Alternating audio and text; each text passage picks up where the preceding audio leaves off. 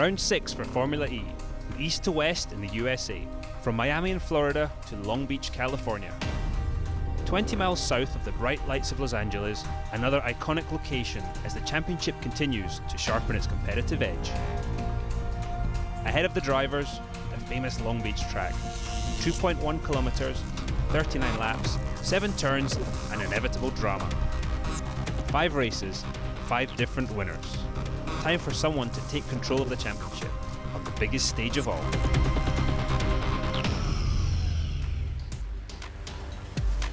The qualifying session for round 6 of the championship is coming up here in Long Beach. There you can see the circuit making its way around the Long Beach Arena in the center, Rainbow Lagoon there on the inside of the circuit as well. It's a stunning location, some 20 miles south of downtown Los Angeles, 30 miles south of the Hollywood sign and Beverly Hills. And we're here at a historic circuit which is celebrating its 40th year of motor racing. There have been cars hurtling around the Long Beach roads since 1975. And it's a lovely day here in California. Air temperature 21 degrees. The track temperature is up to 36 degrees. So it's getting quite toasty out there on the circuit itself. We'll wait and see whether how that affects lap times when the qualifying session gets underway.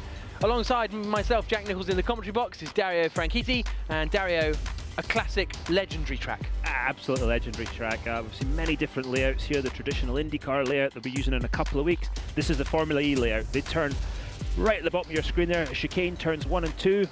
Right after the end of segment 1, there's a right-hander joining the IndyCar track again. Back up through kink, downhill, braking for turn 4, very bumpy. At least 8 surface changes in that corner. Narrows up on the exit. Down the back, bumpy back straight there. End of the back straight, turn 5. Great corner. Setting up for turn 6, long left-hander, double apex. Easy to lose time there, into the hairpin, back onto Shoreline Drive, and that is the end of a lap here at Long Beach. There have been many iterations since 1975, but that cruise along Shoreline Drive is the one that has stayed throughout the entirety of the racing history. So let's have a look around the track now from one of the laps in free practice. All right, here we go. Let's see what Long Beach is all about with Daniel Abt. Come down over the start-finish line there, under the bridge, right kink. Getting ready to set up, braking for turn 1 for the chicane. How greedy is he going to be on the curbs? There you go, over the curb. That wall really closes up quickly. Coming down here, braking for turn 3 in a second. Quite a narrow entry. Look how wide it gets on the exit. Up to the apex, out the exit. Very nice. Coming down here, braking downhill for turn 4. Lots of different surfaces in this corner.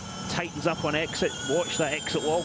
Onto the back straight now. Unbelievably bumpy. Just trying to find a smooth part of the track down here. Bit of traffic there. Braking at the end of the back straight, turn 5, lots of bumps again, right up against the curb on the right-hand side if he gets it right. Absolutely perfect there. Not too wide on the exit. Long left-hand corner now. Don't lose too much time here. Very easy to lose a lot of time. Braking for the iconic hairpin here. Missed the apex a little bit. Not a great exit. Back down the start-finish straight. And that, ladies and gentlemen, is a lap of Long Beach with Daniel Abt. And Daniel Abt will be looking for a strong qualifying session because he is only in 9th place in the championship standings after 5 rounds. Nico Prost took the lead of the championship after winning the last race in Miami on the east coast of the USA.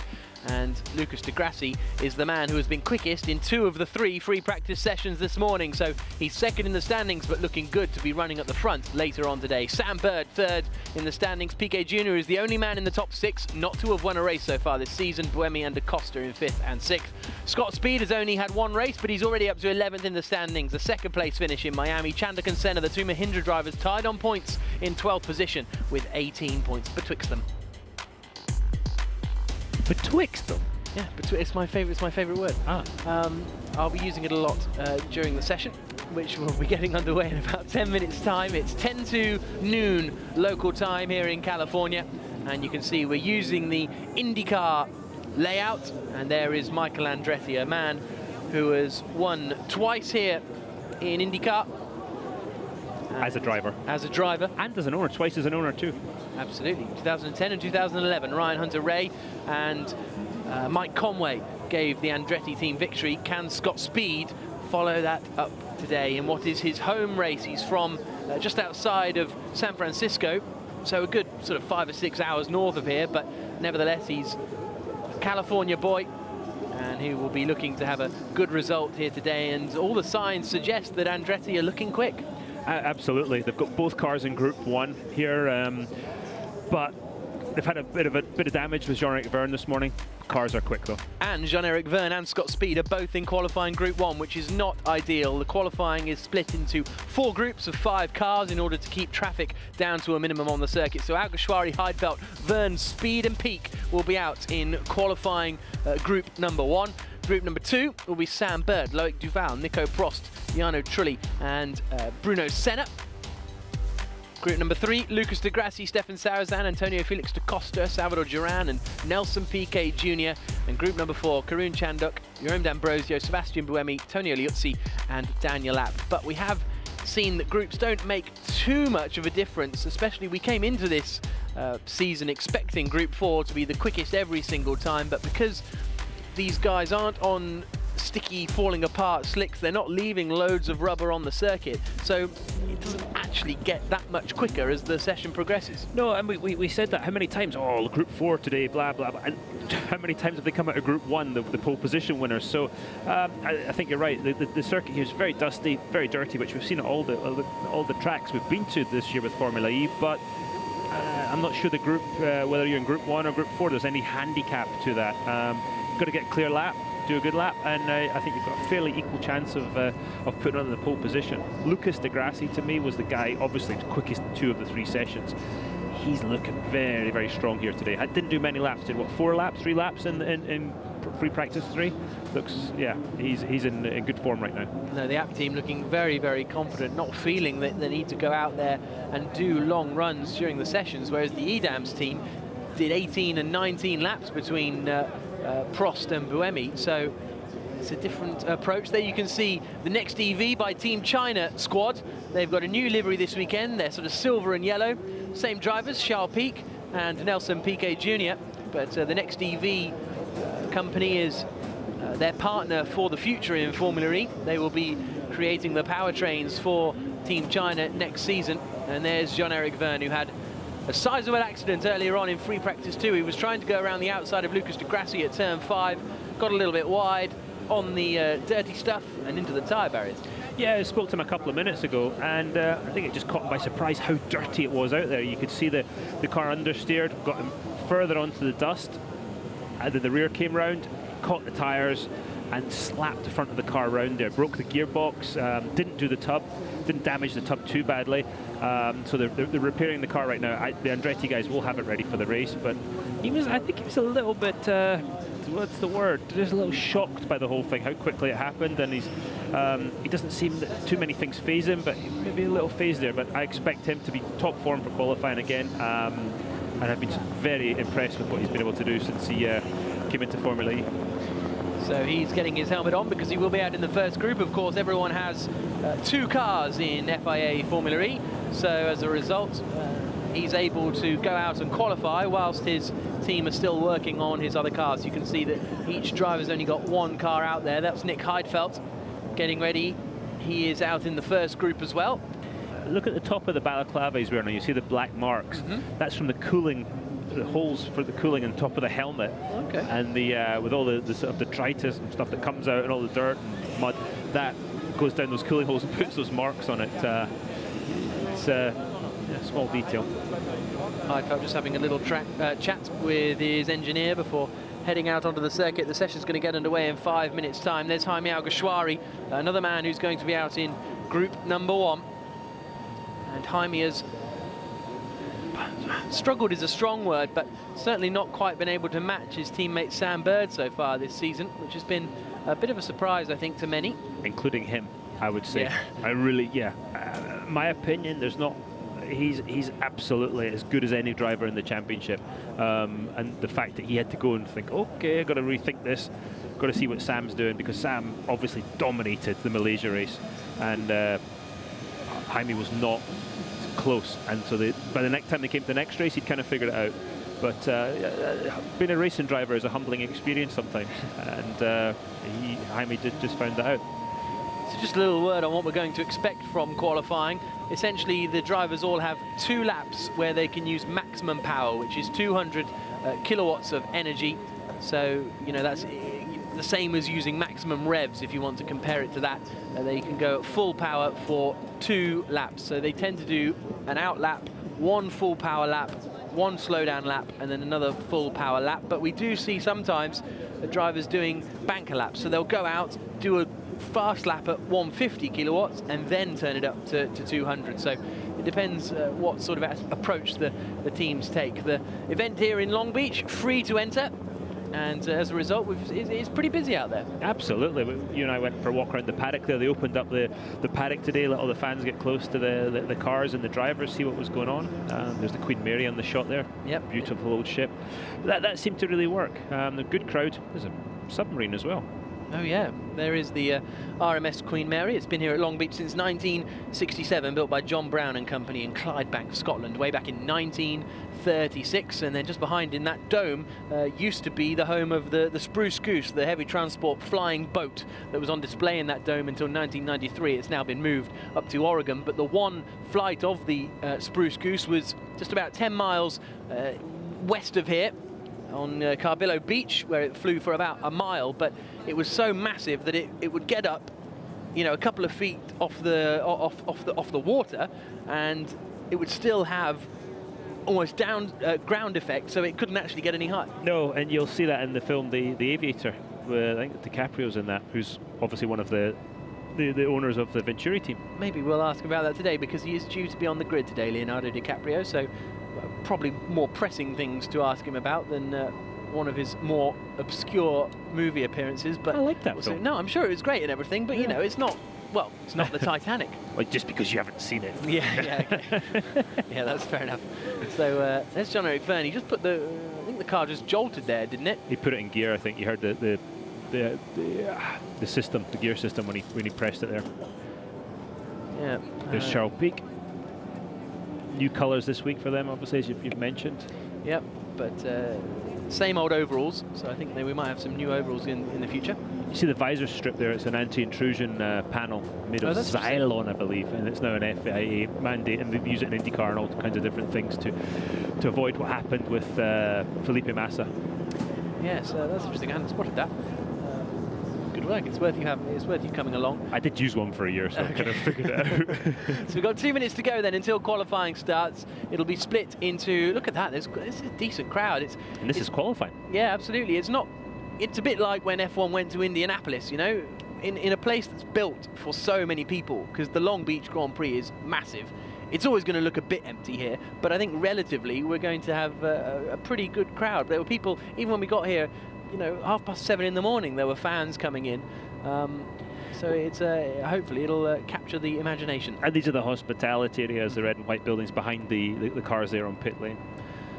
So we have a minute to go until the session starts. It's 4 10-minute segments with 5 drivers in each, all going flat out, and then the man with the quickest time will be starting on pole position. So there's the first corner chicane, which is unique to Formula E, and it's already caught Daniel Abt out this morning. It has, absolutely. It's a blind entry to that chicane, and the drivers are getting greedy on the curbs. The more curb you use, the more straight line you take, the quicker you can go through it. If you take just a fraction too much, though, we saw what happened to Daniel Abt. The front of the car goes in the air, you lose steering, you collect the wall there, and the wall always wins. You're going to see a replay of it here. Here it comes, and you see a bit oversteer, too much curb, heard it bottom out, bang. What's happened though is the more drivers that are doing that, they're shaving the curb down, so drivers can do this now and get away with it because the curb itself has become lower just being worn down by the other cars. Big old accident though for him. You'll see it here from an even better view for us, worse view for him, I would say. There you go. But no, yeah, you'll see how much curb these guys are able to take. But how much is too much? When you've taken too much, there's no second chances, as we've just seen there. So that will be key to a good qualifying lap. How brave you're going to be. So qualifying is underway here in Long Beach ahead of the 6th round of the FIA Formula E Championship.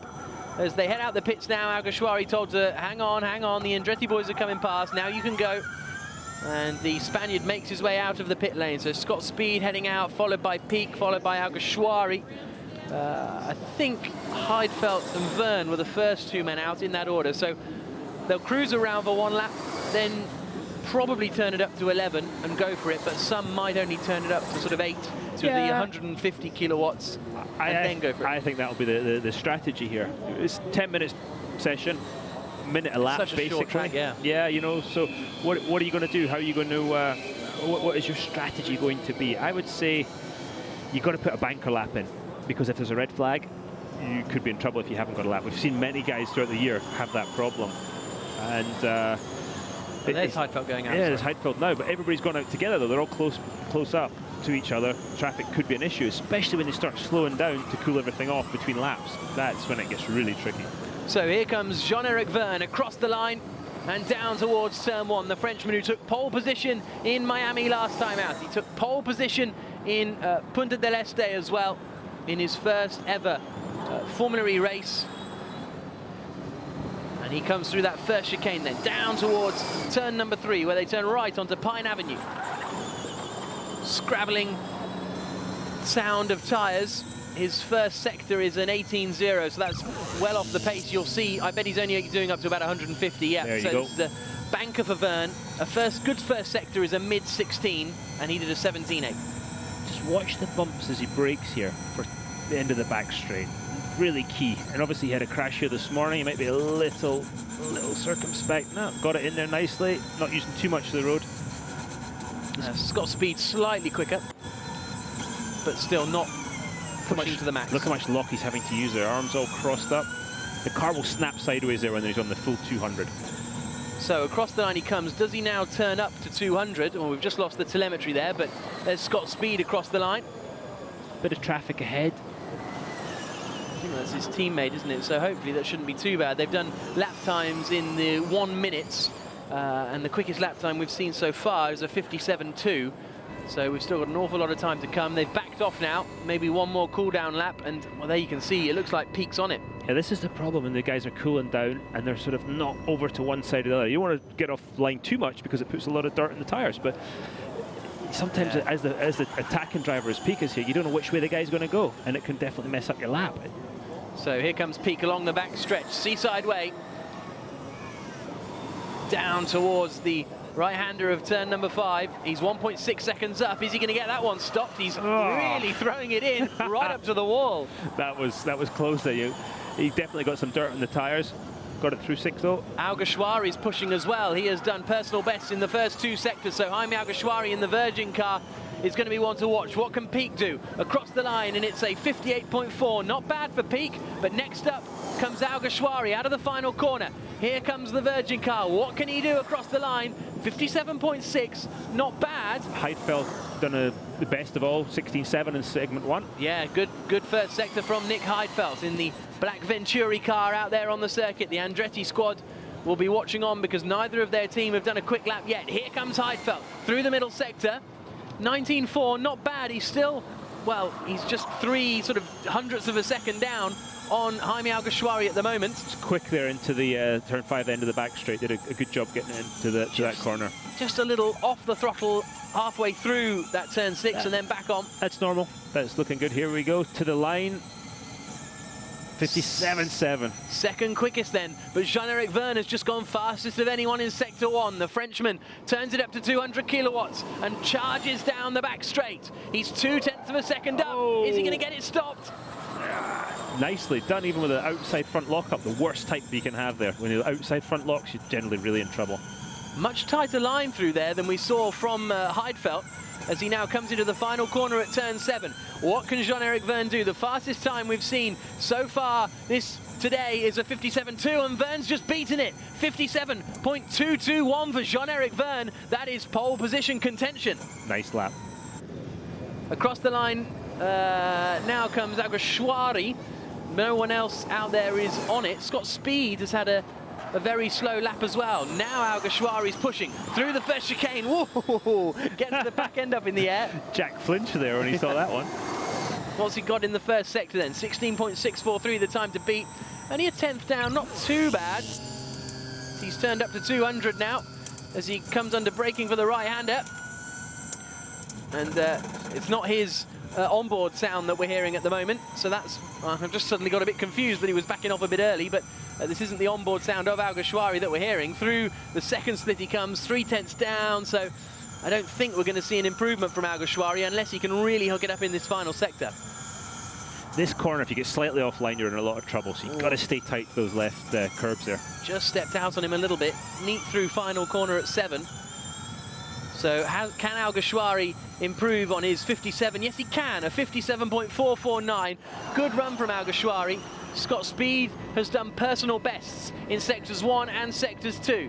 But he is P5 right now, so he needs to make it happen, doesn't he? His teammates at the top of the standings. Across the line comes Scott Speed, second quickest, just 0.18 of a second slower than his teammate Jean-Eric Verne. Charles Pic still out there. I think that was Speed's. Speed and Verne have still got one more quick lap to go, haven't they? Here comes Pic. 0.4 of a second down at the moment. Oh, bit of oversteer and entry there. Working hard to keep it all together. The car does not look happy. It doesn't. He was offline there the second part of 6, which threw him off for turn 7. So not a great last sector. He might have been able to keep the momentum up, but it certainly didn't look tidy. 0.6 of a second down then in the end. 5th place for Charles Pic. So I think we've got one more lap to come from Verne and Speed. Yeah, everybody's just taking it easy right now through the segments, just cooling everything off. We'll see if we... But I think Alguersuari is... Roger Griffiths is back off. No, Peak isn't pushing. And they're talking about position of other cars. Yeah. Great to hear. You can hear the helicopter coming overhead as well. So here's Nick Heidfeld on his second flyer. What's he got in sector 1? Not bad, just a 1/10 of a second down. We go on board with the nose cam, plunging down towards turn number 3. Love this camera, love it. Right out to the wall. Using the full 200 kilowatts there. What's he got in the middle sector, Nick Heidfeld? Again, a 1/10.5 down. So this, if he hooks up the final sector, could be good enough for provisionally second. Nice. Didn't use a lot of road out of 5 there into 6. Personal best, segment 2. So what can Nick Heidfeld do here, right up close to the wall on the exit of 7? Can this challenge the Andretti's across the line? No, it can't, a 57.508, so he lost over a 1/10 of a second in that final sector. And I think that's the end of Heidfeld's push. Here's Jean-Eric Verne. First sector is still pretty good. Half a 10th up. And he's now half a 10th up on his personal best time. So this could see him getting into a 57.1 here if Jean-Eric Verne can keep it together. Neat through there, very neat. Oh, lock in the rear. You're going to see that in the race a lot, I think, with the regen. Out of the final corner for Jean-Eric Verne, provisionally quickest at the moment. His teammate Scott Speed has got quickest in the middle sector. Verne across the line, 57.106. But Speed is looking quick out there as well. Wait for him to come across the line now. Can Scott Speed go quicker? No, he can't. Oh, half a 10. Half a 1/10 of a second slower. But it's Andretti 1-2 then at the end of the first segment of qualifying. I think 3.5 tenths clear though. Yeah. Everyone else has used their 2 quick laps now. Alguersuari's back in the pits. Heidfeld's cruising back around to the pits as well. But, well, those are quick times for Andretti. I don't know if there's many drivers out there that can beat that. You're going to be going some to do that. You know, half a 10th difference between look at that face. That is not an impressed face for Jaime Alguersuari. He's 3/10 off the next guy. You know, he's 3/10 off P2. Ah, the boys look happy there. But look at him looking in the mirrors. Just he doesn't want to hold anybody up. He's had it. Has he hit the wall, or is he just holding his hand? No, he's holding his hand up. Alguersuari's going to be going back, going, "Come on, guys, we've got to be better than this." So when Sam Bird goes out in Group 2, we might get a clear indication. But the Andretti boys are definitely smiling there. Yeah, that is a very happy pit gantry to have both of your drivers within half a 10th of a second as well. Means that sort of both have done. They've both sort of got the maximum out of the car, it seems. Yeah, absolutely. With that little time, you're going to, they've both done their job, haven't they? So here are the standings at the end of qualifying group number 1. Jean-Eric Verne and Scott Speed, the 2 Andretti drivers, first and second. Alguersuari, Heidfeld and Pic completing the top 5. But it's Jean-Eric Verne who is the quickest man of anyone in that first free qualifying session.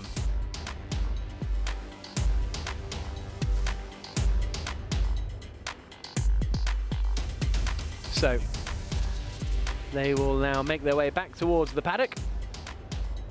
GoPros out, cameras out, other small video cameras are available. I saw a guy with a GoPro stuck to his hat. Yes, that was great. He's walking around quite the thing. There seems to be a real fascination about the Formula E car because it is so different. Yeah. Everybody wants to know about it. It's a car that makes no noise. This sort of miniature Indy car with an electric engine makes no noise. Everybody wants to know about it, and they're hungry for information. And how different is the access here compared to an IndyCar event? You know, because like we've opened up the paddock and all the fans. Does that normally happen in IndyCar? That happens at an IndyCar event, right. Absolutely. So that I think they've probably learned from that a little bit. And as they're not using that part of the paddock as pit lane this week, they can open up the access to the fans. So really give them a taste of Formula E and the teams. Yeah, so there is Sam Bird. He's going to be heading out in Group 2, along with Nico Prost, Bruno Senna, Jarno Trulli and Loic Duval. Sam's he'll be focusing there on what he's got to do, visualising the lap, just getting ready, just trying to stay calm, not overdrive it, be absolutely on the limit for that one lap. There's a really decent amount of fans here. It's great to see. So let's hear now from Jaime Alguersuari, third quickest at the moment after that first session, but I don't think he's going to be a very happy Spaniard. He's with Nicky. Jaime Alguersuari, do you think you've done enough to stay in P3? I don't think so, no. Let's see how the track evolves. We've done loads of changes for this race, and this morning we didn't do many laps because we had a wishbone broken when I went through a curb. So yeah, I think it's quite positive, the reading, because we changed the car massively from the last race to here, just to try something different and to see if the energy is a bit better and if it's better for us. So yeah, I'm quite positive, but for sure we are not doing the maximum yet. I think we are still learning a lot, and yeah, it's a learning curve for us, Thanks very much. Happier than I thought. Exactly what I was going to say. But if you're making massive radical changes to your car since the last race just to try it, it sort of suggests not really on top of what's going on. No, but if you're not, you've got to make those big changes. If I were in that team, I would have been suggesting the same thing. Okay, we're not winning. We're not quick enough. Come on, what are we going to do? And then you see those big changes being made, and you're looking for a direction. You're looking for something that clicks, something that works, and then you can use that as a base point and start making small changes from that. But until you find that one thing that works, you've got to keep searching. So, fair play to the Virgin team for doing that. Nico Prost there has had 2 pole positions this season, qualified quickest in Beijing and in Putrajaya. Jean-Eric Vergne making his way back to the interview area, and so it seems only fitting that we'll have an interview with him. Once he's turned around and faced Nicky, I'm sure he'll speak to her. Jean-Eric Vergne, you've had 2 pole positions so far. Are you going to make this a hat trick? I don't know, that's the first group. Apparently the track evolution here is quite big, so I don't know, I'm just happy with this session, how it went. Still gonna be a good position, I guess, to start the race with, and yeah, we saw that pole position was not the best, so I think I'm gonna focus a bit more on the race today and have a good one now. You showed a lot of speed in qualification. Where do you think that's come from? I don't know, I had probably a little bit too much this morning, breaking down the cars. The guy are doing a good job now to fix it on time for the race. And hopefully I can make a good one to apologize for the crash this morning, but already, yeah, if we can keep this position, that would be a good one. Good luck, thank you. Only French-speaking drivers have qualified on pole so far this year. 2 for Nico Prost, 2 for Jean-Eric Vergne, and 1 for Sebastian Buemi. There's your fact of the day. Here's qualifying Group 2 coming up. Sam Bird, Loic Duval, Nico Prost, Jarno Trulli, Bruno Senna, and really, well, Bird and Prost are going to be the 2 to watch in this. Jarno had 2 really quick segments. Remember That's that? true, Early, yeah. It didn't complete the lap because I think his teammate hit the wall, but yeah, I think he looks good too. Got to give a shout out to Jean-Eric Vergne. First practice, he sticks the thing in the wall, regroups, and he's done a lap that's really in contention for pole position. I think that shows mental toughness, and not really surprising, but still good to see nonetheless. So the next segment of qualifying gets underway now. Nico Prost, the first man out on the course. There he is in that blue and yellow Edam's machine. Then it's Sam Bird in the silver, purple and red Virgin. So they come through the right-hander at turn number 3, past the hotel, down towards Seaside Way. And whilst these guys are just warming up, we'll hear from Scott Speed, second quickest at the moment. Scott Speed, how was the qualifying for you? Much better than Miami. So we didn't hit traffic, which is good. Just need to put in a nice clean run, clean laps with no mistakes, and make sure that we give ourselves a chance. I think this race is going to be a lot harder on the cars, and I think it's more prone to make mistakes out there and crash. So we're just going to play, you know, a conservative race, be smart, don't make any mistakes, and I think it's a good strategy. Thanks very much. Good to hear from Scott Speed, as now Nico Prost comes out of the final corner. There's the Edam's crew with Sebastian Buemi sat in the middle, and across the line comes Prost to start a lap. We'll wait and see whether it will be a flyer or not. He'll be pushing hard nevertheless, but whether he's turned it up to 200, we'll find out when he goes through the first sector split. It's interesting watching Buemi there. He's trying to learn as much as he can before his Group 4 run. Yeah, he's only up to 150 at the moment, Nico Prost. Banker lap here, definitely. As we expected, the same for, certainly for Bird, certainly for Loic Duval, probably for Trulli and Senna as well. We'll wait until they come through the first sector. So this is just a banker lap down the back straight, underneath the bridges that lead to the Long-Bich Arena and Convention Centre. You hear him upshift between the two corners, turn 5 and turn 6 there. Kind of unusual, that. Yeah, that is interesting. Out of the final corner comes Prost, and this will just stick him in the sort of low 1 minutes, probably. Yeah, 1 minute .422. And then down towards the turn 1 chicane once again. There's Sam Bird across the line, and he was even slower that time, 1 minute 5.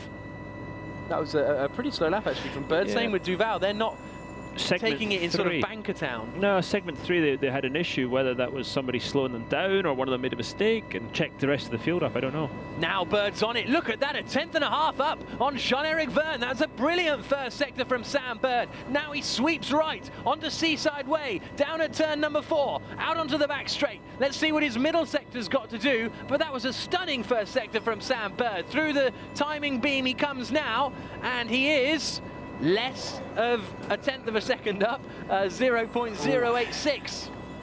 That was a heck of a first sector. Let's see if he can carry that advantage through this last tight segment here. Get off the hairpin into shoreline.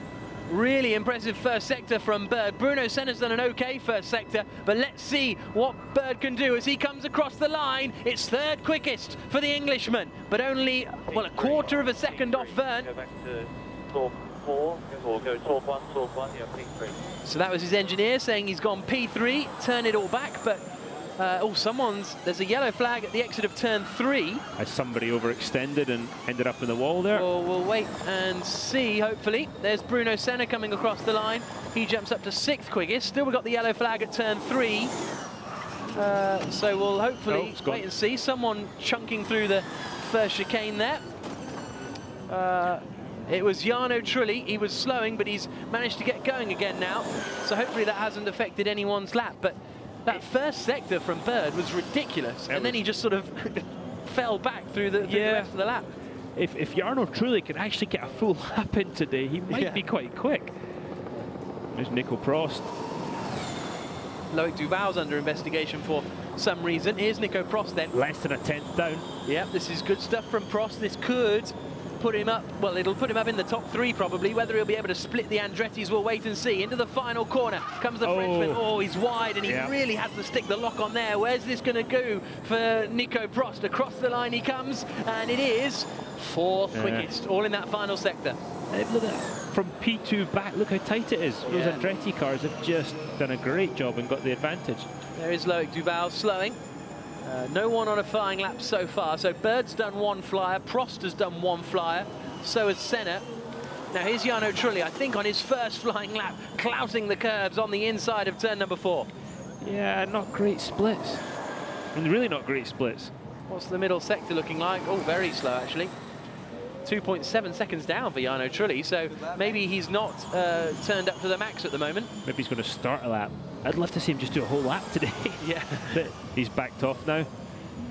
He was cycling the laps yesterday many times. That was an odd... If you're going to start a lap, surely you wouldn't hug that tight into that final corner. But anyway, there's Prost. Is Prost going slow? Yeah, there's traffic ahead too. They're all kind of doing their slow down lap. The white flags were displayed. I was expecting them to take a more sweepy line into that final corner. Yeah, they didn't just get out in all the dirt and junk though. Basically, you don't want to do that. He's a happy boy. Yeah, thumbs up from Jean-Eric Vergne, having a little snack after qualifying. Oh, Duval's getting traffic here. Yeah. Oh, Bird's out the way. Goodness me, Duval's so close to going into the wall. Keeps it together though. Yeah. His splits aren't particularly strong. I tell you what, he's fairly ragged. Yeah, he came in very early into that final corner at turn 7. Across the line goes Loic Duval, and he remains 9th quickest, some 0.8 of a second off the pace. Sam didn't help him much there. I don't know if the problem is part of that corner is blind. Let's see here if Sam's on a lap now. Yeah, what Loic will do. Here's the replay. Sam was, yeah. He'd have had to back well out of that. Yeah, they didn't no help at all. That a bit of interference going on there. Very close to the wall as well on the exit here. The flag marshal, in fairness to Sam, the flag marshal did not have the flag out. You see the blue flag out there now, but that's too late. Yeah, absolutely. But Sam Bird has again gone quickest of anyone in the first sector. Nico Prost, though, has just gone quicker than that. What's Bird got in sector 2? Across the line he comes. And he's a 10th of a second down, and he's locking up. Prost, meanwhile, is going to come through sector 2 split in a moment. We'll keep an eye out on that as Bird comes around the left-hander of turn 6. Prost's up. 10th up. Prost's up by a 10th of a second. Bird comes around the final corner. He might be able to improve on his own lap time as he comes across the line now. Currently in 3rd position, Sam Bird remains in 3rd position, but this is the man to watch. Nico Prost, 2 pole positions so far this season, really flooring it on the exit of the final corner. Across the line comes Prost to go pole. Provisional lap position, 56.944. Incredible lap time. Amazing.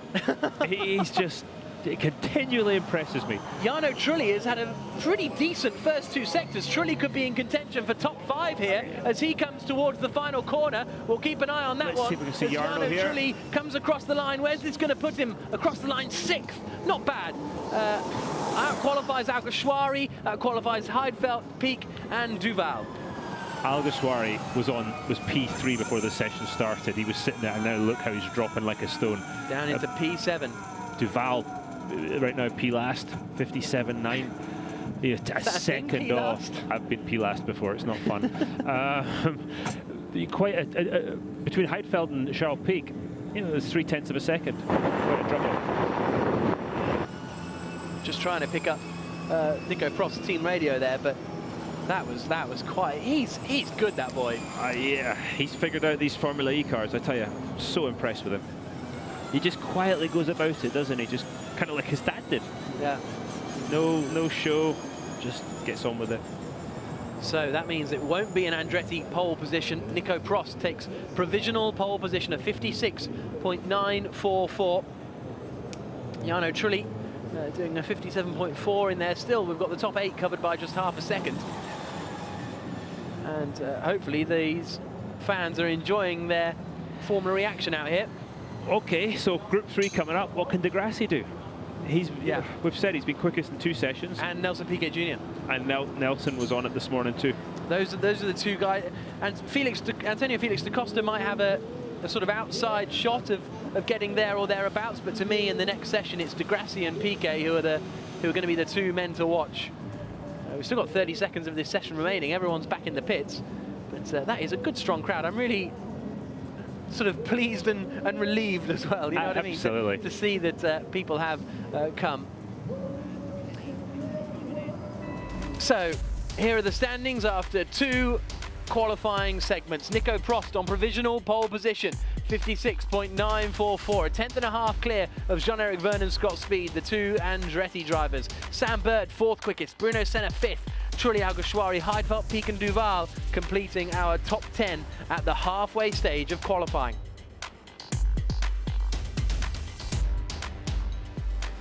And there you can see the grandstands. The ones around sort of turn 6 and 7 are pretty much fully packed. Prost's run into trouble now though. He can't get to the, or is he just waiting in the queue for the weighbridge? At this point, I'm not sure he cares. They can push it from there. Yeah, absolutely. So there is Nico Prost. And he's had 2 pole positions so far. Not had a pole since Putrajaya, which was way back in November, sorry. But he's been there or thereabouts, won the last race in Miami, and this would put him 10 points clear at the top of the championship if he grabs pole position today. So there's the pit lane on the right-hand side, waiting for group number 3 to go out. And in group number 3, we've got De Grassi, Sarrazin, Da Costa, Duran, and Piquet Jr. And you'd have to say, you've got Buemi and Abt maybe in group number 4, but I think by the end of group number 3, we may well have our pole sitter. I'm not taking anything for granted for this, honestly. The level of team, level of driver, any of them can do it. And they just got to get a lap together. Car 10 is under investigation. Jarno Trulli. Probably for completing a lap for the first time. Yeah, exactly. so there's Lucas De Grassi then, the man who led the championship since the opening round in Beijing. His best qualifying of the season, though, was still that Beijing race. He hasn't been on the front row since September. If I'm him right now, I'm seeing Nico Prost just, won the last race. I'm thinking, okay, it's time to stop that. It's time to take the fight back to him. I think you see that in some of his frustration, and he's got to start winning again, I think. Well, let's hear from the man he's got to depose at the top of the standings, Nico Prost on provisional pole position. Nico Prost currently in pole position. You've been talking about being consistent. This is how you're going to break away from the rest of the championship. Is today the day you're going to do it? I don't know, it's still 2 groups to go, but for sure, no, it was a good lap. It was a really good lap. So let's hope I can keep the pole, but let's wait. It's still very early. And what about the track evolution? Is that going to be a big influence on the rest of qualifying? I don't know, to be honest. Sometimes it was better to be in group 1, sometimes in group 4. It looks like here we're putting a bit of rubber down. But the track was very good for me, so I don't know. If someone goes quicker, it's probably quicker. Congratulations, thanks. That is a very satisfied Nico. It's not that often that drivers go, yeah, that was just a good lap. There's always, I could have lost a bit of time here. Let's see what he's saying. Congrats, brother. Oh, it's a good start. Yes, not bad. Let's wait now. Maybe the track is going quicker this time. Interesting, he said they're putting rubber down. I know. Mais la pole, elle est à quoi ça? Oh, now he's going French. Yeah, is it like that? No, I have 2, Buemi has 1. Yeah, but Buemi's Swiss, mate. That's where he's falling. He's saying only French people can start on pole. I have 2. He's got 2. Speak English. That's it. Scott said, come on, speak English. So yes, we've only had French speakers on pole position in the Formula E Championship. In its entire history of 5 races, we've only had French speakers on pole position. Will that change today? Well, Nico Prost is the man provisionally there, but we could get a Brazilian on pole, really. If anyone's going to stop Prost, it could be Piquet Jr. or Lucas De Grassi. That man there. Looks like a Scottish flag on the back of his helmet. That's true, actually. Good lad. Maybe he loves tunnocks as well. Yeah, he's from the Scottish branch of the De Grassi family. Yeah. It's not a very Scottish sounding name, is it, Mr. Franchitti? There's Franchitti, yeah. What's your point, Jack? So we're getting ready in a couple of minutes. In about 5 seconds, I think, the pit lane will open for the 3rd qualifying group. To run through you again, we've got both the Amelin Aguri cars out there, Salvador Duran and Antonio Felix da Costa. Stefan Sarrazin for Venturi, Nelson Piquet Jr. for Next EV by Team China Racing, and Lucas De Grassi for Abt. That's where the race will be starting in just about 3.5 hours time. It's crazy that the race is today as well. Every time you come to these events, you can see the cars that are going to be in the qualifying group here. The relentlessness just surprises you each time. Well, you think about it, for us it's relentless. These guys have got autograph sessions, they've got to do debriefs with engineers. Oh, it's just non-stop for them. After a day at the track, they're worn out. All I've got to do is eat cookies in between sessions. So you've been doing that as well, haven't you? There was Nelson Piquet heading out onto the circuit. He's wearing his father's style helmet this weekend, celebrating 35 years since Nelson Piquet Sr. won his first Formula 1 Grand Prix around here at Long-Bich back in 1980. Track was slightly different, but it was the same venue when he won in a Brabham. And there are the two Amlin Aguri cars making their way out onto the track, and there's Stefan Sarazan as well, heading out onto the circuit in the Venturi car. Di Grassi just warming up the tyres. It's interesting, like you said, that they're saying that rubber's going down. Actually, you can sort of see it, to be honest. Wait till the drift cars show up here next week. That will be black. That tarmac, or asphalt as you see here, will be black. Down in towards the right-hander of turn number 5. Antonio Felix da Costa there, race winner in Buenos Aires, Argentina, in round 4 of the championship. Now, here comes Di Grassi across the line, but we're imagining he's just going to be running at 150 kilowatts of power as opposed to the 200 kilowatts that he has accessible to him for 2 laps in this qualifying session. And he's certainly pretty cruisy into turn 1. Very careful, he's warming the tyres again. But there is Nelson Piquet, the man who has qualified second twice, but yet to have a pole position. Let's see the splits. I would say Nelson, they're yeah, pretty cruisy there. A couple of seconds off. Antonio Felix da Costa has had... He's not so cruisy. He's had a best grid position of 8th, Antonio Felix da Costa, but he has won a race, so we'll see if he can better that today. Through the right-hander he comes. What's his first sector like? 77. So yeah. I think he's pushing on 150, I'd say. Duran is the same, very, very similar. Salvador Duran in the other Amlin car. Just see him exiting shot there. Into the right-hander. You see the wheels just on the edge of locking up the front tyres there. Getting some heat in those carbon brakes. Oh, held up. Nah, not bad. But Duran got out of the way. Yeah, it was odd because it looked like they were on the sort of same strategy, but then Duran got well out of it. Maybe a mistake by him. Possibly.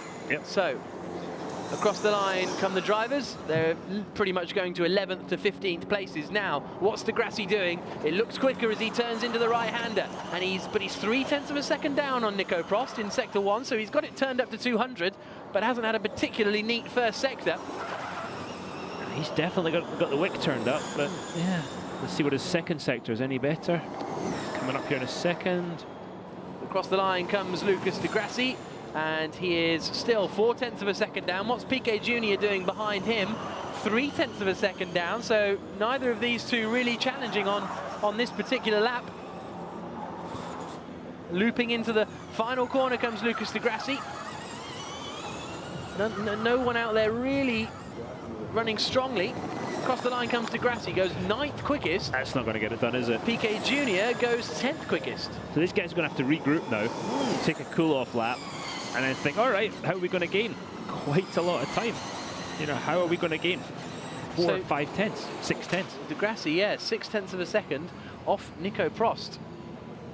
Well, this has turned into a very interesting session because we've seen Di Grassi do a 57.2 earlier on, so he's already 3/4 of a second slower than he has managed just a couple of hours ago.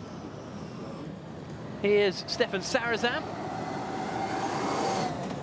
Across the first sector beam he comes. Yeah, not bad.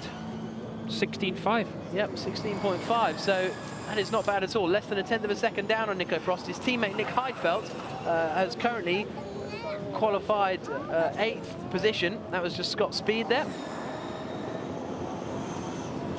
He's got his family here this week. His son Rex did the qualifying draw for him. Sarazan now 1/4 of a second down on Nico Prost. He's getting traffic though. All these guys are on their sort of cool down lap. Looks like Lucas is starting his lap now. This is the lap for Di Grassi, I would say, as he starts this lap. This is his. If he's going to get pole, it's going to be this lap. Okay, across the line then comes Lucas Di Grassi. We'll keep an eye on Da Costa as well because he's not had a bad first couple of sectors. Di Grassi into turn 1. Whew, that was nice. It was very neat. Let's see what it looks like on the timing split. Sector 1 is pretty much just the chicane. Through he comes, 0.2 of a second down still. Yeah, he's just not carrying enough speed through that chicane, is he? Down the hill, into the right-hander of 4, out onto Seaside Way, the back straight. Middle sector coming up now. Da Costa's gone 4th quickest. Great lap from Antonio Felix da Costa. Di Grassi is a 10.5 down, so he's gained a bit of time in that middle sector. Not enough though, is it? Not enough. Not enough. But this could see him move up towards the top 3, to be fair.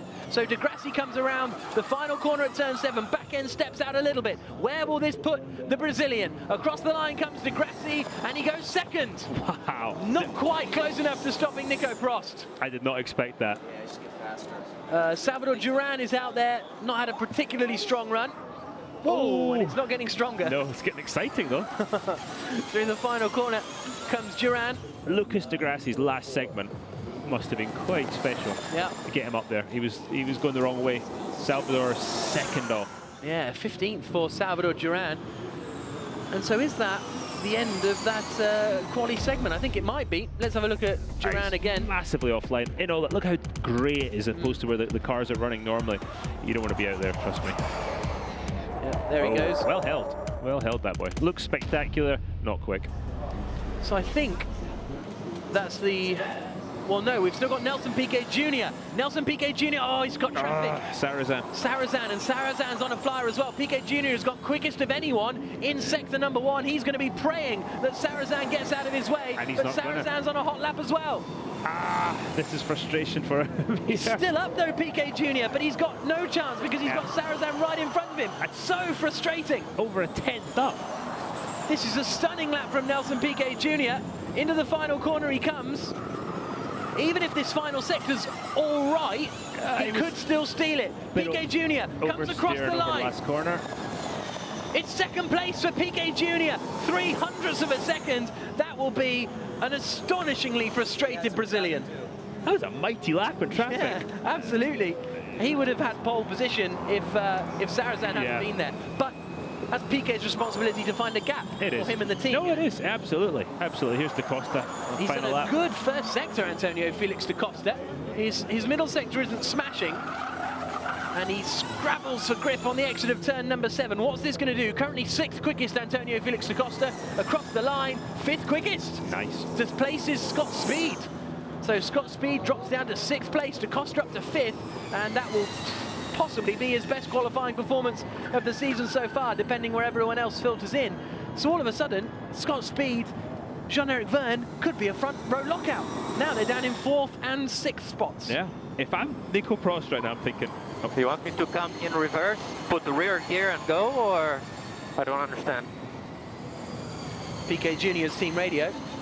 Now remember that after qualifying, you don't have to come here, you have to go right, okay, to the platform inside the highway, okay? So just a conversation about where he's got to go more than anything. Yeah, if I'm Prost right now, I'm feeling pretty good about that. Now you go right. Right. He's giving him directions. But I'm thinking, looking at Piquet, he saw what we saw, and he's thinking, ooh, yeah, that was mighty.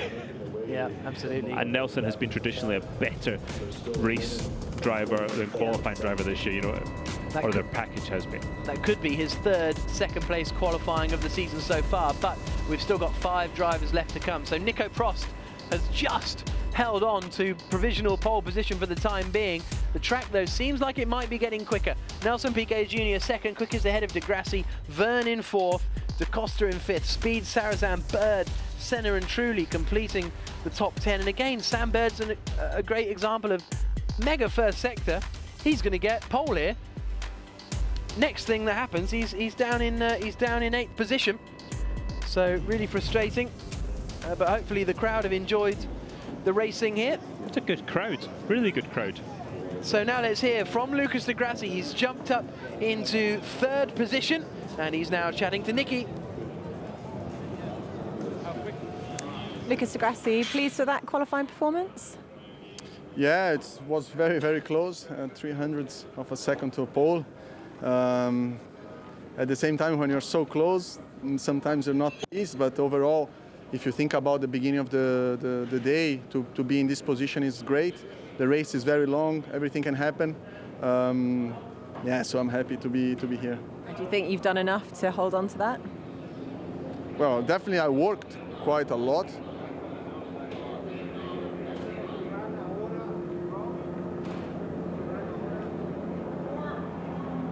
Oh, something's going on behind. There seems to be a lot of smoke coming out of one of the cars.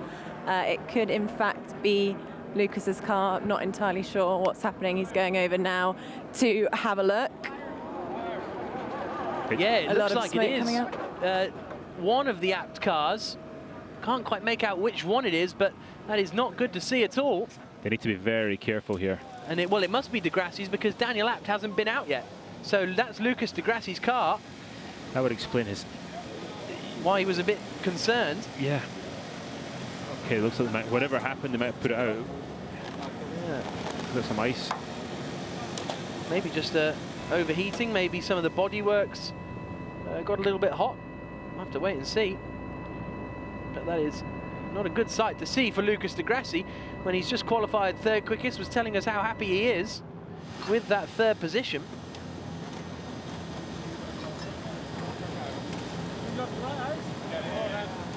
And all the other teams bringing over some dry ice to try and cool the car down. There's Daniel Apt. A bit worried if he was him now. I hope he doesn't see that on the telly. Oh, it's a jumper battery. It's not the car itself. Look, it's melted. Okay, so it looks like. But what damage has that done to the car? Yeah, that's the concern, isn't it? That could melt a whole wiring loom. In which case, you're not going to replace a wiring loom in time for the race. Ugh, that's not good.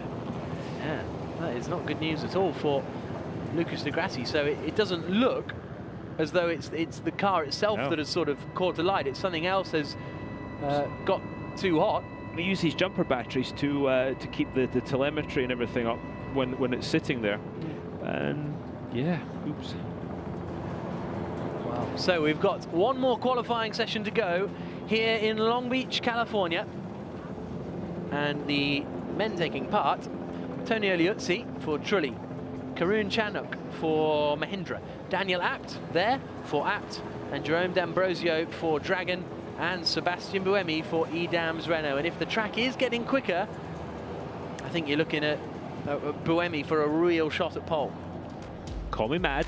Okay. I'm thinking Daniel Apt as well. Well, Apt has been good in qualifying so far this season. I remember especially in Malaysia, he stuck a crabbing car third on the grid, I think. And so there could be an opportunity for Daniel Apt. We've seen that a couple of times when people have hit the wall, the car's crabbing, you think, oh, he's pitting. But they just keep going. Well, let's see if we can find out any more about what's happened down at Abt. Nikki Shields, our investigator, is down there. Well, we've just had a chat with Mark Schneider here from the Abt team, and he has confirmed that it is just the 12-volt starter battery that's set alight. Apparently it is quite easy to replace, and the car will be ready in time for the race this afternoon. If we can see if we can have a very quick word with Mark. Mark, can you just quickly tell us how did it happen? No, we just have to confirm what happened exactly. Something got fired, but it was the external one, so we're now checking out and trying to get the car ready for the race. And do you think there's any serious damage done to the car? No, we don't think so. We fully trust in our guys, so they will fix it. Thank you. There's Roger Late standing behind him, the man in charge of the medical safety here at Formula E. He always wants to shout out, but now he's got a legitimate reason for one. So we're waiting then for the final session of qualifying to get underway in about a minute's time. Sebastian Buemi, one pole position so far this season. This is where he needs to turn his season around. He's really had a tough one. Some of it bad luck, some of it mistakes from him. And it's time, very much like de Grassi has to stop the rot with Nico Prost. Sebastian Buemi just has to turn around and start scoring points. Buemi has led 50% more laps than anyone else. He's led 36 laps.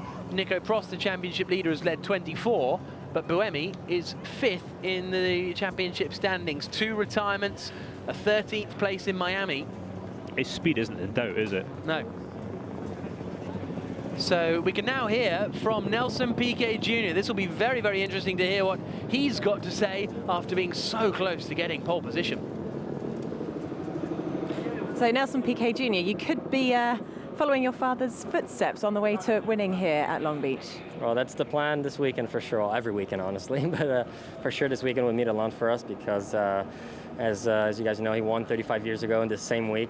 So the same racetrack, and I'm wearing his color, his helmet for this race. So really proud of the team. You know, we're going to qualify second by very little that we didn't get the pole. So weekend is starting off very good, and I'm really excited.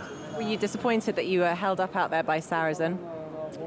Yeah, I mean, it's one of those deals, you know. I mean, sometimes you get lucky, you don't get traffic, sometimes you do. No point in really getting pissed. I mean, it was a shame because I think I could have got the pole, you know. I lost minimum 1 to 2 tenths behind him, and I was like really close to Nico. I mean, our lap time was practically identical. So the important thing is that we're starting in the front. That helps the strategy, that helps just to have a good position for the race. Thanks very much, good luck. Good attitude. Very calm. Good lad. Yep. So here comes Sebastian Buemi around the final corner, closely followed by Daniel Abt. If what we've seen so far continues to be true, then they won't be nailing it on this first lap. We go on board with Buemi. 150 kilowatt. Yeah, Actually 140, less. yeah. Ooh, he's saving a bit for when it counts. That's interesting. So jinking through the first chicane. Using more and more curb, aren't they? Every session. They're almost not quite straight lining that first segment, but you know, really pushing it. Ooh, a little bit of a step out there. There's a bump right in the apex. Yeah, and what it is that the camber of the road changes and it drops off as well, and you saw the result there. Daniel Abt is the next man through. Yeah, everyone's cruising around on this first lap by the looks of things. Abt and Buemi have went out a lot earlier than anyone else, so they're a lot further up the road than anyone else. They've just got to watch now that they don't catch the back of those guys when they're, you know, when it counts. Yeah. And their cool down laps here, they really want to go slow. Abt's already slowed down. Sam Bird is under investigation, which is a curious one because he went out in group number 2, which was quite a while ago. So we'll wait and see what comes of that. Maybe using too much power at a certain point. And Buemi still just cruising around. Yeah, that's his banker lap.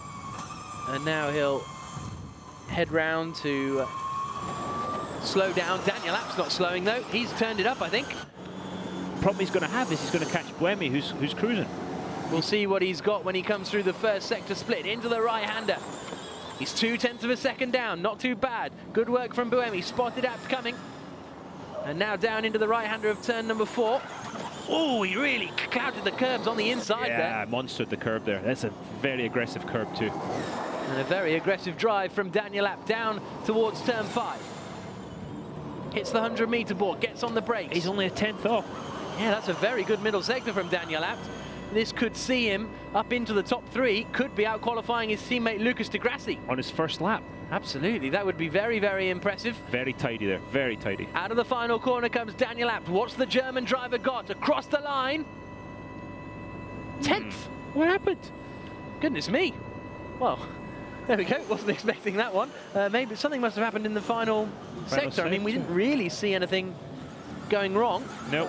Who else have we got out there? Karoon's coming out. On a lap. Karoon's on a fast-ish lap. I think he's going full power. Across the line he comes and jumps up to 17th place. No, not good. Antonio Liuzzi out there as well, but he's on a slower lap. So yeah, I don't know what happened there with Daniel Abt because he had a great first and second sectors. Now here's D'Ambrosio pushing hard, back end stepping out as he crests the hill and then plunges down Pine Avenue. There are the slowing cars up in front, but next to come through, well, we're watching Buemi. He's done a 16.5 actually in the first sector. Where's he looking? He's always just less than 0.5 of a second off his teammate coming through the middle sector. 2 corners to go for Buemi. There's a yellow flag. Yellow flag being waved at the final corner. Off to the left, it's okay. Yeah, that's Liuzzi. So Liuzzi's parked it off to the left. And so Buemi, there's no need for a yellow flag there. He's going to come across the line and go 3.5 tenths. I think Liuzzi's parked it there in order not to cause a yellow, because he hasn't crashed into the runoff. Well, why would you have one? If you could get there, there's no way the car can get there. So, well, let's see what happened here to Antonio Liuzzi, unless he has crashed at the But he's still off the track. He's nowhere near. He's not so in the runoff. So he comes around here. Oh, he clamps the wall. Yeah, but then he's pulled off in a safe place. Precisely. He's not in a runoff area. It's a completely safe place. anyway. Yeah, well, I'm sure it's more frustrating for those guys than it is for us. Yeah. So there he is. He's parked. He's turned and he's parked off. He's next to an ambulance. He's fine. Yeah. So hopefully the yellow flags will be rescinded at that final turn, and let's see they here. Can start pushing if again. You can see at the end of the lap. Red flag. That's just, to be honest, I think that's pretty silly. There's no need for that. Red flag out. At least the clock will stop, so the guys will have one more flying lap to go. But there's our top three at the moment: Prost, Piquet, and de Grassi. I don't get that one. If you're Buemi, you're going to be pissed right now, to quote Nelson Piquet. Yeah, exactly. You were quoting someone else, so you can get away with it. Yeah. That is frustrating. Is that the rule? To a certain extent. Okay.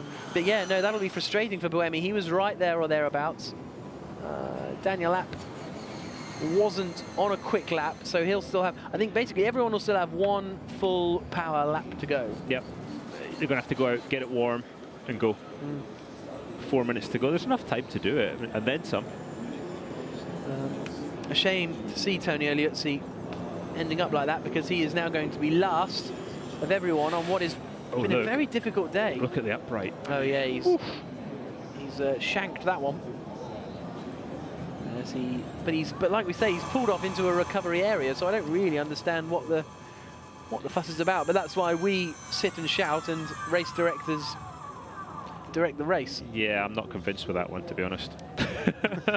If you're not here in the race, then I'll know where you are. I know you're up in race control, sorting it out. Although the world's most thankless job as race director of any series, you're never right. And everybody, from us in commentary to everybody watching at home on TV, knows better. Yeah. But you actually do know better. That's the difference, isn't it? I think I do. 5 minutes left on the clock. Buemi chatting to his engineer. This guy looks strong. The thing is, as well, interesting, they're not talking on the radio. They don't want anybody to hear the conversation. And they're speaking in French. They've turned on a very loud cooler. I mean, they'll be speaking in French. You're leaning. They are. I'm trying to hear. Which I'm trying to hear when I've got headphones on. Yeah. I was trying to lip read, maybe. So, Nico Prost second, Nelson Piquet Jr. First even, Nelson Piquet Jr. second. You see these guys, they look grumpy, and you're thinking, oh, they're really grumpy, they should be happy. But they're just focused. In their minds right now, they're just thinking about the race already. Their minds are working just 10 to the dozen, just thinking of all the permutations and what they've got to do for the race. And you know, it's all going on in there. There's Daniel Abt, who looked quite good there. Surprising that obviously got caught out with that red flag. Yeah. P12 right now. Certainly. And so, hopefully, with the red flag shouldn't last for too long, because you'd think that they have sort of cranes and stuff at that final corner in the runoff area to sort out. Well, if they pushed it 5 feet. Yeah. I'm going to complain about this all day, aren't I? Yeah, I know. It's going to get very, very dull. What a beautiful view. Look at that. There's the port of Long-Bich in the background. Look, what did they... Okay. Okay, just let it go. Just let it go. Tony Eliuzzi, I mean, that is... Just walk back from the final corner, Tonio. That's laziness. They probably won't let him. Yeah, probably. Here we go. Look, you'll see him get it wrong again. So what happened? Just too quick? Ran in a little quick. Look at it. He just had to wind the lock, and it's just caught him. He just too much speed. He had two options there. If he kept the lock on, the back was coming round. You see, look, just upset by that bump. And he just had to unwind the lock, and he's just sliding. The whole time that car is just sliding, and he's got no control. So here he goes. So he comes around the final right-hander. That breaks, and so he thinks, I'll park it in the safe runoff area where nobody can get to. Oh well. All good, all good. Yeah. He's making his way now back to the paddock with his broken Trulli machine. Hopefully that shouldn't cause. They'll have to check out the left rear suspension as well, I imagine. And the tub. Big shock. You reckon with that? Big shock through the. If you look at the wishbones haven't folded, so the upright is taking it, and hopefully the tub hasn't, or the steering rack as well. Yeah. Replacing a rack with that. I think as a precaution, the rack will be replaced there. So there's a great view of the marina and of the beach. 20 seconds. The session will restart in 5 minutes time. Sorry, what am I talking about? 15 seconds time at 12:55 local time. So the session will end almost exactly 3 hours before the race will start. There's our top three at the moment. Piquet, Prost, and De Grassi. Out they go. We'll only have 4 cars out there. Sebastian Buemi, Daniel Abt. Après push. I think he might have said out and then push, but I might be wrong. I think he said after something. Yeah. After. Yeah. Well, we'll see. We could sit here guessing about French all day, but you've got runoff areas to whinge about. So we. Fair point. So we, Karun Chandok and Jerome D'Ambrosio will be the other 2 drivers out there on the circuit. So what they're going to do now, get some heat back in the brakes, get the thing hot, so when it's time to go, you don't step on the brake pedal and they suddenly build temperature and lock up. So get them nice and warm. So I wonder if they'll do another warm-up-y, bankery lap. You just read my mind. Exactly. What's he going to do? It looks like he's not pushing too hard yet. Let's see if we can see the graphic of the power there. We'll see. There's Jean-Paul Rio. Cool so out of the character. final corner comes Buemi. No, he's not pushing, is he? No, he's not going to start the lap like that. Yeah. Look, 100. He's just getting nice and warm. But behind him, what's happening? Who's next car on track there? Is he going for it? Oh, no. Well, we'll see. Maybe he wasn't. Maybe he wasn't anyway, Daniel Abt. Maybe he's just running because Buemi's only running at 100 kilowatts of power Abt. Yeah. Maybe he's running at 150 or something like that. The interesting thing about Liuzzi's accident, just quickly harping back to that, is he'd only done an 18.5 in the first. He was on a slow banker lap when he crashed, which was quite interesting. Maybe just trying to get some heat into the tyres. See what the limit. Karun properly. Karun looks like he's on it here. What's his first split? Through he comes, an 18.1, so I don't think so. No. He's again on a slightly quicker warm-up lap. Look at the kick back in the steering wheel over that curve there. Yeah. And the other guy out there is Jerome D'Ambrosio, who's currently slowed down. 8th quickest Jerome D'Ambrosio. It's a pretty solid effort. He has had a front row start this season after qualifying 3rd in Malaysia. Ended up starting 2nd after the penalty applied to Nico Prost. And actually he didn't, did he? Because he was meant to start 2nd, but then he got a penalty. So he didn't actually start 2nd. So out of the final corner comes Jerome D'Ambrosio. On board we go with Sebastian Buemi into that final corner. All right, I bet it's turned up to 11 now. There we go. Here we go. Full 200 for Sebastian Buemi. Across the line comes the Swiss. Down towards turn number 1. Okay, braking for 1 now. How much curb is he going to use? Right over the curbs. Straight lined it there. That was great. Really good through there. Trying to cut down keep the minimum speed up as much as possible. Cut down the loss of momentum. Nice through there. Not a great first split, 16.5. Braking downhill into turn 4. How much curb is he going to use? How brave can you be here? Daniel Abt has just gone quickest of anyone in the middle sector with a pretty decent sector 1. So Abt is about to jump towards the top of the timing screens. Here he comes now towards the final corner. The German, we said last time he might be able to out-qualify his teammate. Didn't get it hooked up in the final sector. What's he got this time around? Across the line comes Abt. It's provisional pole position. 56.937. Wonderful lap from Daniel Abt. What has Buemi got now? D'Ambrosio jumps up to 8th. On board we go with Sebastian Buemi. Across the line in the Edam's car, and he goes quickest. 56.853. And Sebastian Buemi will start on pole position for round 6 of the championship. Merci les mecs. We were just about to hear Buemi's radio there. He said thanks. Yeah, I got that bit. great. So wonderful lap from Buemi and Abt. Chandok has come across the line to complete his last lap. D'Ambrosio ended up 9th quickest, but it certainly seems as though the track improved, and Buemi will start on pole position. So that means 3 drivers have all had 2 poles so far this season. Only French-speaking drivers have started on pole position or have qualified in pole position. And look at that, a great handshake between the Abt and the Edams guys. That's cool. Isn't that cool to see? I like that. And of course, the Abt guys are going to be happy. Daniel Abt, first session in the wall, second session P2. Great recovery from him as well. The top 3 drivers in that qualifying session covered by 1/10 of a second.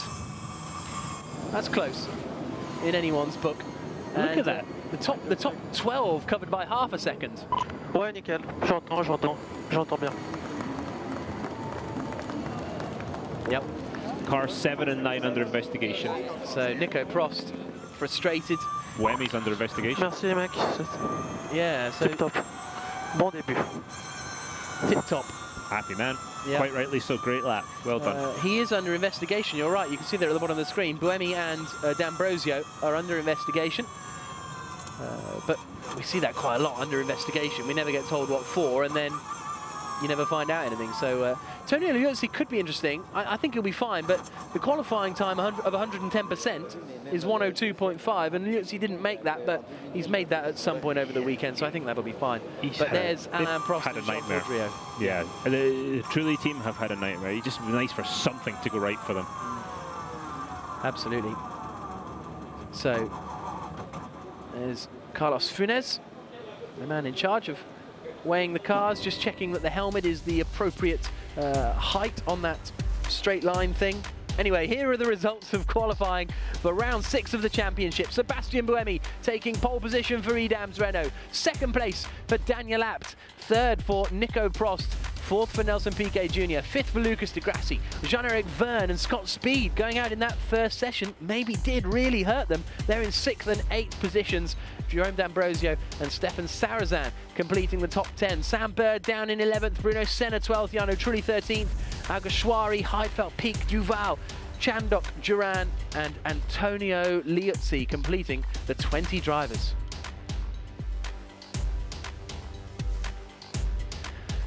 Well, what an exhilarating qualifying session that turned into. And you may have been annoyed with that little red flag, Daria, but it gave us a grandstand finish. And Sebastian Buemi, 5th place in the championship. He will now be looking to become the first man to go pole to win. We haven't had that so far this season. No pole position man has turned it into a victory. He's the man to do it, isn't he? He's been walking the high wire all season long. He's left very little margins for error. He's done stuff like this, and he's made a load of mistakes too. So he's sort of the captain excitement, isn't he, of Formula E? He's an aggressive driver, and if I'm the other guys, I'm looking, going, oh God, he's going to have to beat him today because he's properly on it. Yep. So high fives all around from Sebastian Buemi. Thumbs up from the fans who have hopefully enjoyed the action in that qualifying session. I certainly have. And they've got a race coming up as well in just 3 hours' time. So spot of lunch, bit of beach, then it's time for the racing to get underway. So make sure you join us. We'll be going on air at 3:30 local time, which is, what, 2.5 hours from now. But we can now hear from our second place man, Daniel Abt. Really great lap from him, almost pole position. So you had a taste of the podium in Miami. Has it made you even more determined? Of course, but honestly, I didn't expect this to happen today because we had a difficult start to the day. I crashed in free practice 1, and then I had almost no running at all, and I was way off the pace because I had no rhythm. So I was really nervous going into this qualifying because I knew it would be difficult. Being P2, I mean, I'm extremely happy, and everything can happen from there. So what do you think changed from practice to qualifying? I have no idea, to be honest. I mean, this time, first time that I was lucky with a qualifying group, I think it helps a bit to be in group 4, but that's not enough, you know, to change from P15, or 18, which I was in the last free practice, to B2. I don't know, we just put it together, the car worked great. I'm just extremely happy. Thanks very much.